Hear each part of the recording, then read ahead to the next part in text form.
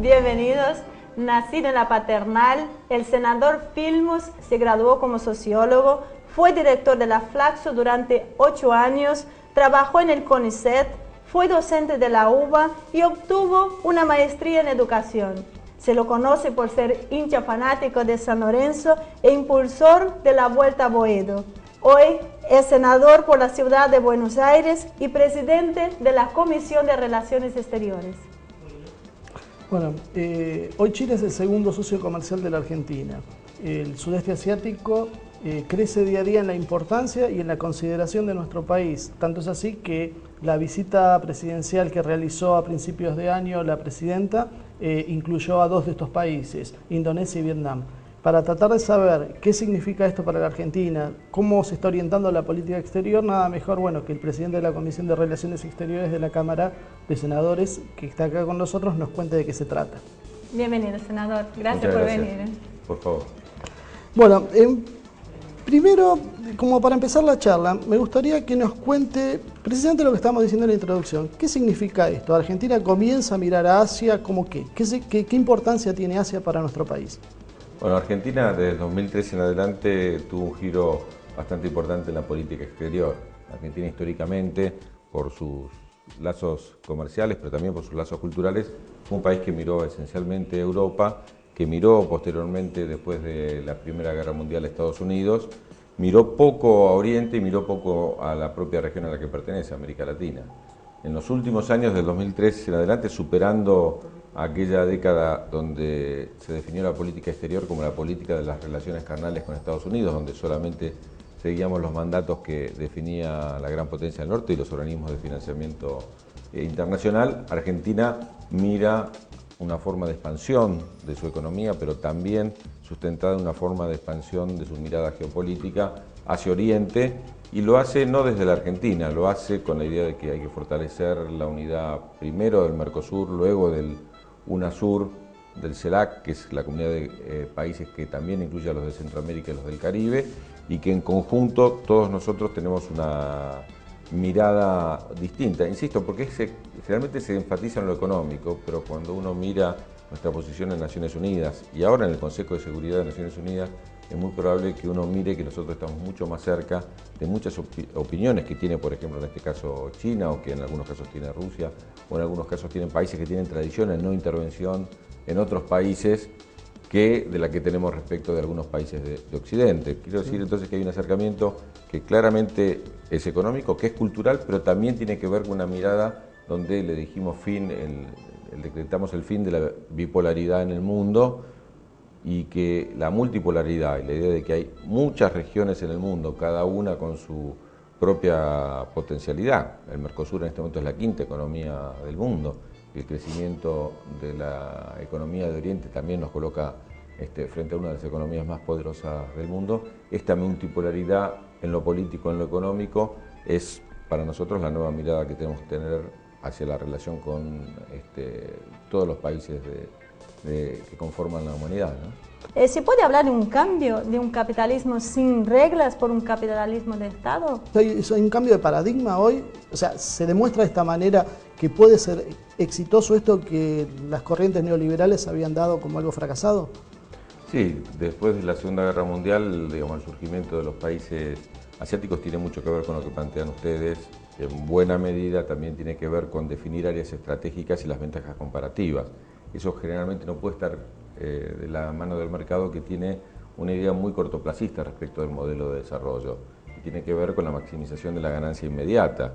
Cuando, por ejemplo, Corea plantea, después de la Segunda Guerra Mundial, muy de la mano del modelo de Japón, invertir en ciencia y tecnología, y que va a pasar a ser, junto con otras economías de la región, no solo un país de mano de obra barata, sino un país que puede agregar valor a partir de la capacidad de su gente. Hoy Corea tiene más del 90% de la población en edad de estar en la universidad, dentro de la universidad. Es el país que tiene mayor población, junto con Japón y 2 o 3 países más, que tiene mayor población universitaria en el mundo. Ha invertido en ciencia y tecnología de una manera que no ha hecho ninguna otra nación, y eso no lo puede hacer solamente el mercado ni las empresas privadas. Fue el Estado el que definió el cambio de modelo. Y hoy lo estamos viendo en varios países de Oriente, que, insisto, durante años se caracterizaron por ser países fundamentalmente agropecuarios, países productores de solamente de productos primarios y exportadores, en algunos casos de productos primarios, después pasaron a ser muchos de ellos solo países productores a base de mano de obra muy barata y la superexplotación de la mano de obra, y hoy, como decían ustedes, la intervención del Estado se plantea otro modelo de país. Entre otras cosas también porque los países centrales han perdido tanto trabajo que ahora quieren recuperar parte de ese trabajo para sus propios países y nos presentan a los otros países un desafío, que si nosotros solo producimos productos primarios o somos ensambladores de productos industriales que hacen otros y lo que sí hacen nuestros países es la parte más barata de la producción, no tenemos ningún destino. Entonces nos parece muy importante este señalamiento, claro que con características muy diferentes, de uno no va a comparar el modelo económico-social chino con ninguno de América Latina, ni va a comparar el modelo coreano con ya el desarrollo que tiene, o el más incipiente, el vietnamita, por ejemplo, que estuvieron hace muy poco tiempo una delegación muy importante aquí en el Congreso discutiendo justamente estos aspectos, pero bueno, lo que ha crecido Tailandia en estos años, digamos, tenemos realmente ahí una posibilidad de, insisto, de modificar en base a una conducción del Estado, a la existencia del mercado, pero una conducción del Estado de cuáles son las líneas y las ventajas comparativas que tenemos que explotar para generar un modelo distinto. Eso es lo que planteó en el 2003, hace 10 años exactamente porque estamos cumpliendo los 10 años, sí, Néstor Kirchner. Nosotros no vamos a avanzar solamente en la idea de exportar materias primas. Podemos producir muchísima soja, eso nos genera trabajo para los argentinos. Nosotros comenzamos a firmar los acuerdos con China porque tenemos algunos problemas muy comunes. Ellos tienen zonas donde todavía no pueden cultivar, el 80% de China no es cultivable todavía, y los desarrollos biotecnológicos de la genómica aplicada a plantas que tenemos en Argentina son de un nivel tan importante que ellos los piensan utilizar, los están utilizando de hecho para también avanzar la frontera agropecuaria y cultivar en lugares donde hoy parecería imposible. Sí. A mí me llamó mucha atención, fui con el actual ministro de Ciencia y Tecnología a firmar los convenios que habíamos hecho en su momento cuando yo era ministro, y nos llevaron a laboratorios donde tienen semillas y muestras de tierra de la Argentina, de todas las zonas que uno se puede imaginar, ¿no? Tienen cuáles son las semillas que utilizamos, y realmente nos decían la mano que nos está dando Argentina o el trabajo conjunto en muchos aspectos, que es muy distinto a la idea que tienen las grandes compañías semilleras mundiales, que tienen la patente y el royalty y el esfuerzo siempre está en monopolizar ese conocimiento que podría mejorar y dar de comer a millones y millones de personas en el mundo que se mueren de hambre, digamos. Y si aplicara simplemente el avance científico-tecnológico actual a todo el mundo, no tendríamos problema de hambre, porque produciríamos muchísimo más de lo que nuestra gente incluso está en condiciones de consumir. Pero bueno, cuando se monopoliza, cuando no es el Estado y cuando se monopoliza los recursos solo para grandes empresas, que lo que hacen es tener un objetivo rentístico y no un objetivo como lo tiene el Estado de beneficiar a todos, estamos en un problema. Digo, lo mismo con Tailandia y con muchos países de la región, porque hay condiciones de humedad y de contenido de la tierra muy similares en distintos lugares, y la verdad, no solo por la biogenética, sino también por los aspectos que hacen a la organización de la producción que tenemos nosotros, con la siembra directa y con los mecanismos que hemos avanzado quizás como ningún otro país en el mundo en la productividad en el campo. Tenemos mucho en ese aspecto, entre otros, para poder contribuir al desarrollo conjunto. Y es verdad, nosotros estuvimos en Indonesia en enero de este año, que fuimos a cubrir la visita de la presidencial, invitados por Indonesia, y también vimos el cultivo, tiene otra forma de cultivar la tierra que no tenemos nosotros. Como a principios del siglo XX en Argentina. Claro, hay muchos. No solo el tema de las semillas, no solo el tema de los avances genéticos, sino también el tema del sistema de producción. Claro. Argentina lo está haciendo con Venezuela, por ejemplo, en este momento exporta un modelo productivo, nuestros empresarios, no el Estado, sino nuestros empresarios también lo hacen, por supuesto, también nuestros institutos de investigación del CONICET y del INTA también lo hacen, estamos exportando sistemas productivos. Y realmente me parece que como nosotros compramos sistemas productivos, en el caso de la industria, en donde somos comparativamente beneficiados por un desarrollo que tuvimos, es muy bueno que lo podamos combinar con otros países. Entonces, ¿por qué usted cree que esto no se refleja en la prensa? Porque comentábamos, poco fuera de cámara, que el embajador mismo de China se quejaba de la tergiversación de las cosas que estaban pasando, de las relaciones bilaterales. Ahora nosotros tenemos tecnologías de punta que estamos exportando a países de Asia, sin embargo todo esto no está reflejado. ¿Qué es lo que pasa? Se están tocando intereses, hay gente que no le interesa el desarrollo de las relaciones con Asia en virtud de seguir manteniendo los mercados tradicionales. Sí, bueno, por un lado seguramente pasa eso. Sabemos que venimos de siglos, no de décadas, de siglos de vínculo con uno u otro tipo de colonialismo, primero colonialismos efectivos y después colonialismo en base a ideología o en base a economía, y la ruptura de este colonialismo, por supuesto, genera condiciones para quienes tuvieron el monopolio del comercio y tuvieron el monopolio de la relación, que son desventajosas. No, hay que ver, me ha tocado estar en el Comité de Descolonización de Naciones Unidas todos los años, hay que ver cómo China lleva adelante la posición muy fuerte de defensa del tema de Malvinas. Sí, sí, ¿No? ¿Por qué China tiene una posición? Bueno, Claro. realmente tiene una posición activa, no es simplemente que vota, sino que está... trabaja para ayudarnos a nosotros, bueno, fundamentalmente en el grupo de los 77 más China, que se llama, que es el grupo más poderoso, son cerca de 130 países en el mundo, trabaja en forma conjunta, tuvo la presidencia argentina hace un par de años, y trabaja en forma conjunta para apoyar a Argentina en la causa contra la colonia. La idea nuestra de vínculo con países que a su vez, como el caso cuando uno habla con la gente de Vietnam o de otros países claro, de Oriente, que sufrieron el colonialismo en carne propia y sufrieron un colonialismo tras otro, el francés, el inglés, muchos el holandés, realmente comprenden nuestra situación y son aliados naturales. Al mismo tiempo también hay muchos medios que solo les interesa dar las malas noticias de Argentina. Dice Argentina, es interesante porque Argentina es el único país, y en esto tiene que ver el modelo de desarrollo elegido en el 2003, el único país de América Latina, según la CEPAL, que no se primarizó. Es decir, todos los países de América Latina, por el aumento del precio de los commodities y por el aumento del volumen de producción de las commodities, tuvieron crecimiento de exportaciones primarias y también por el aumento de la minería, más que industriales. Argentina es el único país de América Latina que en esta década aumentó más las exportaciones industriales que las exportaciones que tienen que ver con solamente productos primarios. Y cuando miramos en comparación con Brasil es el doble.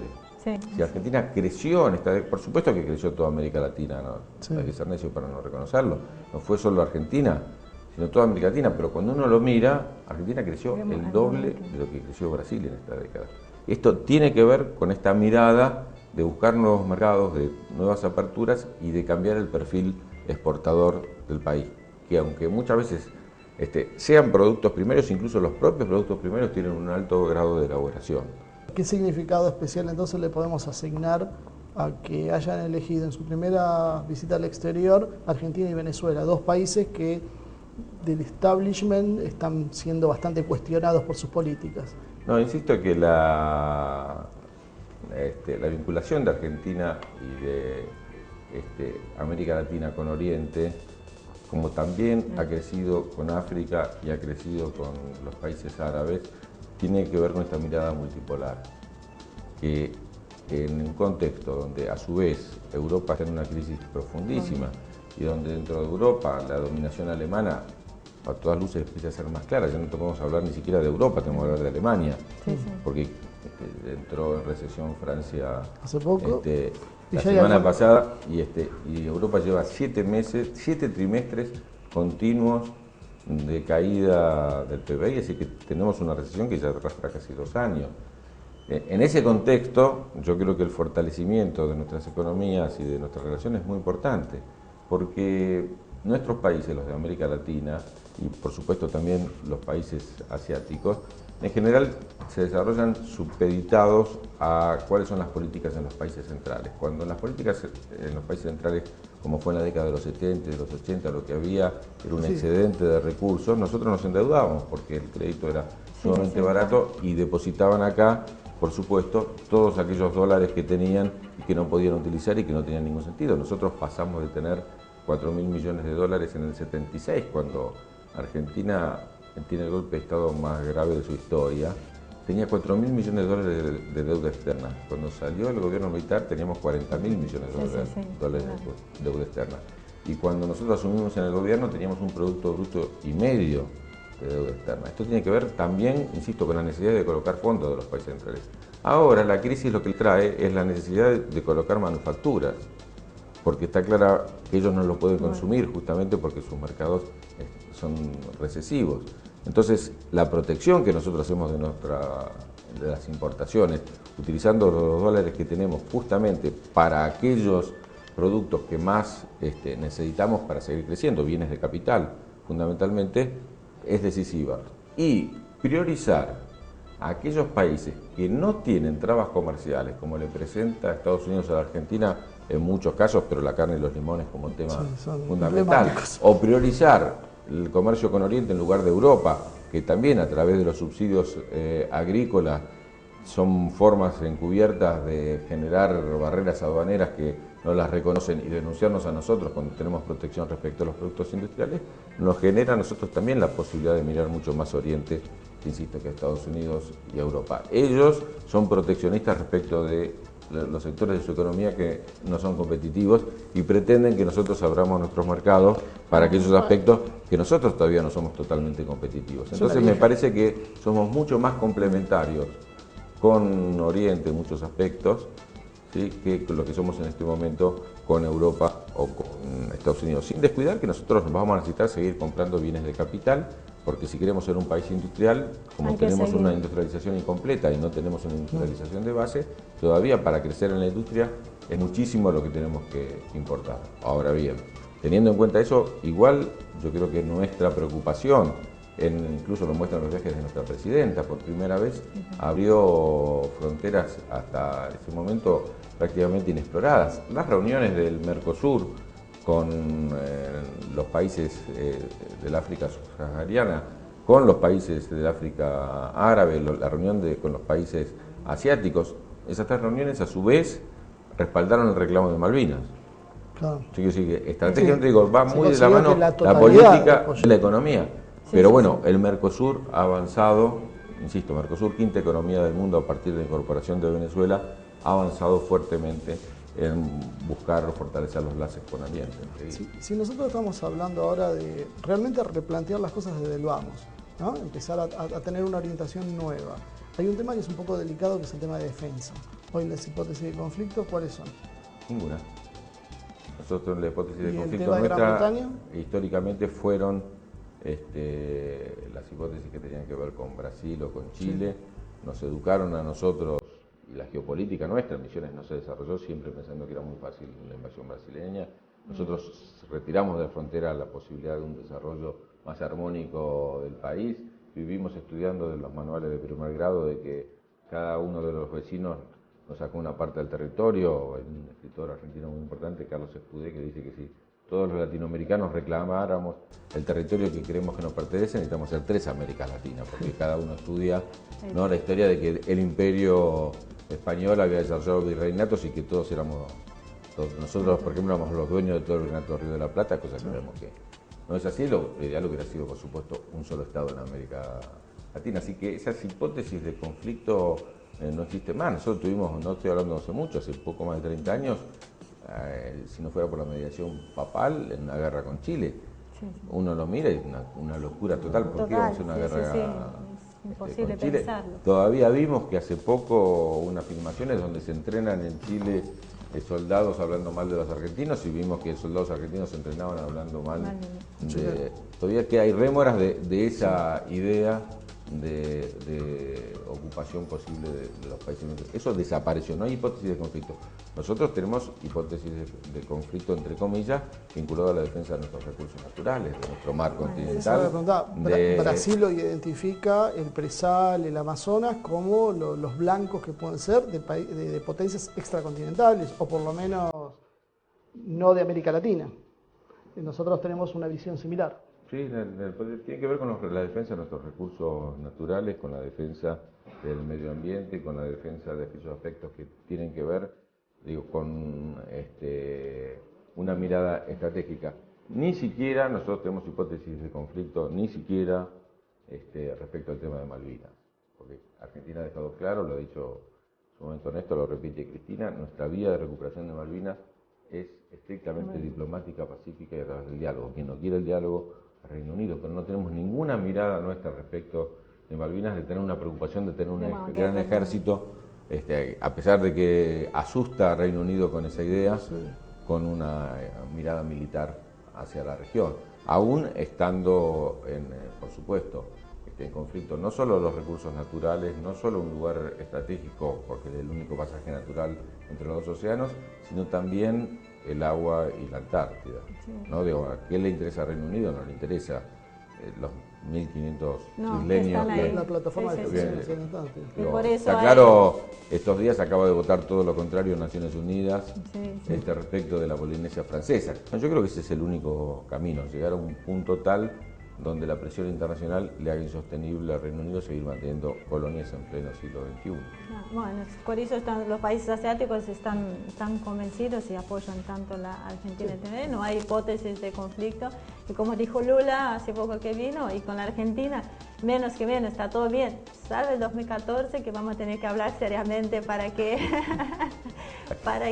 podamos estar. Ya hicieron un mundial para que gane Uruguay, ahora corresponde que hagan un mundial para que gane Argentina. Bueno, que gane Argentina. No, por favor, fue esta parte hay que vetarla para que no se vea en Brasil. Para que no se vea en Brasil, pero bueno, estoy de acuerdo con mi expresidente ahí, todo lo que habló.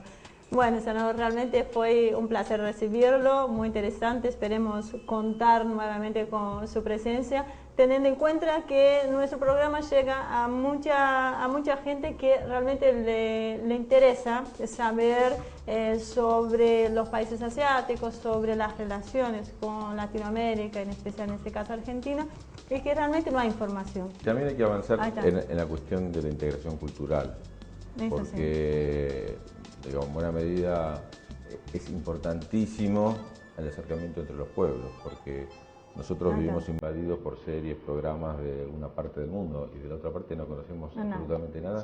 Y para profundizar la relación también necesitas conocer su gente, su idea, su música y por supuesto su idioma, porque nosotros que hemos inaugurado, bueno, el presidente Lula ha venido para la inauguración de una universidad en la cual yo he aportado en su construcción, que es la UMET, una universidad del sindicato del SUTER, y que hemos construido, pusimos 3 idiomas, ¿no? Inglés, chino y portugués.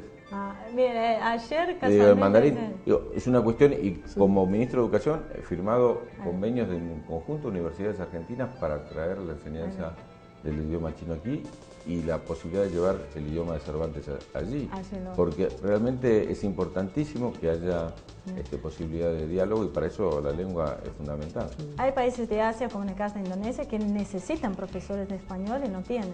Así que bueno, muchísimas gracias. Que iniciativas como la de ustedes, haya muchísimas. Bueno, ¿no? Hay que buscar formas que haya gente que difunda la necesidad de acercamiento entre las regiones y la idea de las ventajas que tiene, porque contraindicación ninguna, nadie podría decir que es nocivo para algo. Entonces la cuestión es cómo nosotros, insisto, porque tenemos el peligro de que, bueno, que algún de los productos agropecuarios nuestros y su ingreso en Oriente, entonces que eso se termine y después, digamos, no nos interesa económicamente, no nos interesa más, ¿no? La cuestión es cómo nosotros buscamos muchos caminos para poder entrelazarnos aún más.